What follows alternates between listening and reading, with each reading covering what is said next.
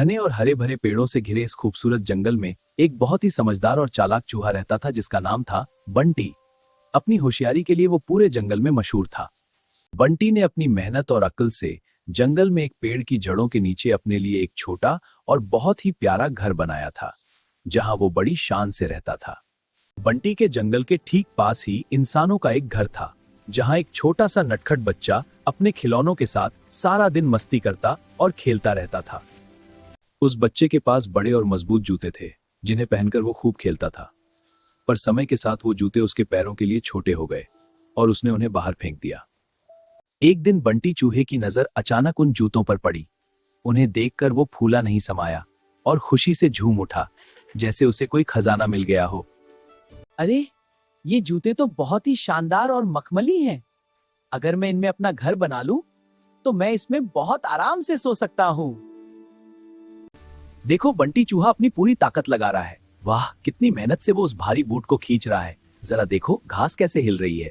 बस थोड़ा और बंटी, तुम कर लोगे। बंटी दूसरा जूता भी लाना चाहता था, लेकिन उसकी हिम्मत जवाब दे गई। उसने थके हुए मन से सोचा, एक ही जूता काफी है, और वो उसी को संवारने में जुट गया। बंटी ने अब उसी जूते को अंदर से रगड़ रगड़ कर खूब साफ किया और उसमें मखमली घास और नरम रुई बिछाकर सोने के लिए एक शानदार और आरामदायक बिस्तर तैयार कर लिया। अपने इस अनोखे घर को और भी खूबसूरत बनाने के लिए बंटी ने उसे रंग बिरंगे जंगली फूलों से सजाया।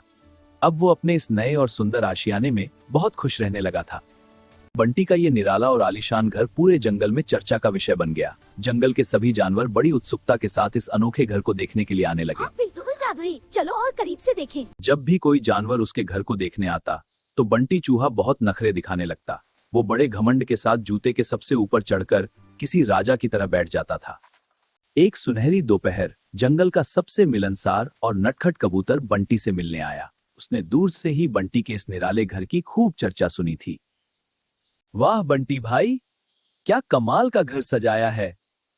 इस जूते ने तो तुम्हारे घर की रौनक में वाकई 4 चांद लगा दिए हैं। अरे सुन भाई, मेरी इस मेहनत को अपनी नजर मत लगा। तुम जैसे लोग बस जलना जानते हैं, कहीं तुम्हारी नजर से ये खाब ना हो जाए। खराब हुआ। भाई, मैं तो बस तुम्हें बधाई देने आया था, लेकिन लगता है इस जूते के साथ साथ तुम्हारा घमंड भी 7वें आसमान पर पहुंच गया है। मुझे किसी की बधाई नहीं चाहिए। मैं जानता हूं तुम सब मुझसे जलते हो क्योंकि तुम बाहर सर्दी में ठिठुरते हो और मैं इस जूते में मजे से सोता हूं। नटखट कबूतर बिना कुछ कहे चुपचाप वहां से उड़ गया। अब बंटी सारा दिन जंगल में अकेले घूमता, पेट भर खाना खाता और रात को अपने आलीशान जूते में आकर सो जाता। बंटी के घमंड ने धीरे धीरे उसे सबसे दूर कर दिया। अब उसने जंगल के बाकी जानवरों से बात करना भी पूरी तरह बंद कर दिया था और वो अकेला पड़ता गया। अब जंगल में बंटी का कोई भी दोस्त नहीं बचा था। सब उसे अकेला छोड़ चुके थे और इसी तरह चुपचाप धीरे धीरे समय बीतने लगा। पर किस्मत को कुछ और ही मंजूर था। एक रात अचानक जंगल का मौसम बदल गया। घने काले बादल छा गए और जोरदार तूफान आने लगा। रात के सन्नाटे में जंगल में मूसलाधार बारिश होने लगी, लेकिन इन सबसे बेखबर बंटी अपने आलीशान जूते के अंदर बड़े सुकून से गहरी नींद में सो रहा था। बाहर बारिश का पानी तेजी से बढ़ने लगा। बंटी के जूते के तले में एक छोटा सा सुराख था, जिससे ठंडा पानी धीरे धीरे जूते के अंदर भरने लगा। देखते ही देखते जूते के अंदर पानी का स्तर बहुत बढ़ गया। तभी अचानक बंटी चूहे की नींद खुली और वो बुरी तरह घबरा गया, पर अब बहुत देर हो चुकी थी। बंटी अपनी जान बचाने के लिए बुरी तरह छटपटाने लगा। वो बार बार जूते के ऊपर चढ़ने की कोशिश करता, पर गीले चमड़े की वजह से उसका पैर बार बार फिसल जाता। तभी अचानक पानी के भारी दबाव से वो जूता पलट गया।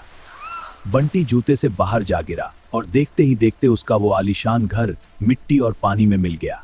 पानी की लहरें बंटी को अपने साथ बहाकर ले जा रही थी। वो खुद को बचाने की हर मुमकिन कोशिश कर रहा था, लेकिन बहाव बहुत तेज था। तभी अचानक पानी की लहरों के बीच बंटी को एक मजबूत टहनी मिल गई। उसने अपनी पूरी ताकत लगाकर उस टहनी को पकड़ लिया और खुद को पानी के सैलाब से बाहर निकाला।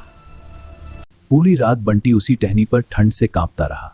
अब उसके पास न वो आलीशान जूता बचा था और न ही कोई सिर छुपाने की जगह। वो अपनी करनी पर बहुत शर्मिंदा था। सुबह होते होते बंटी को अपनी गलती का एहसास हो चुका था। उसे समझ आ गया कि घमंड और ऐशो आराम की चीजें कभी भी सच्चे दोस्तों की जगह नहीं ले सकती। तभी वहां नटखट कबूतर आया। उसने बंटी की हालत देखी और बिना कोई पुरानी बात याद दिलाए उसकी मदद के लिए अपना हाथ बढ़ाया। बंटी ने नटखट से माफी मांगी और दोनों फिर से पक्के दोस्त बन गए। अब बंटी को समझ आ गया था कि असली सुख महलों में नहीं बल्कि अपनों के साथ में है। तो दोस्तों, बंटी चूहे की इस कहानी से हमें यही सीख मिलती है कि घमंड हमेशा इंसान को अकेला कर देता है, जबकि मिलजुल कर रहने में ही असली खुशी और सुरक्षा है।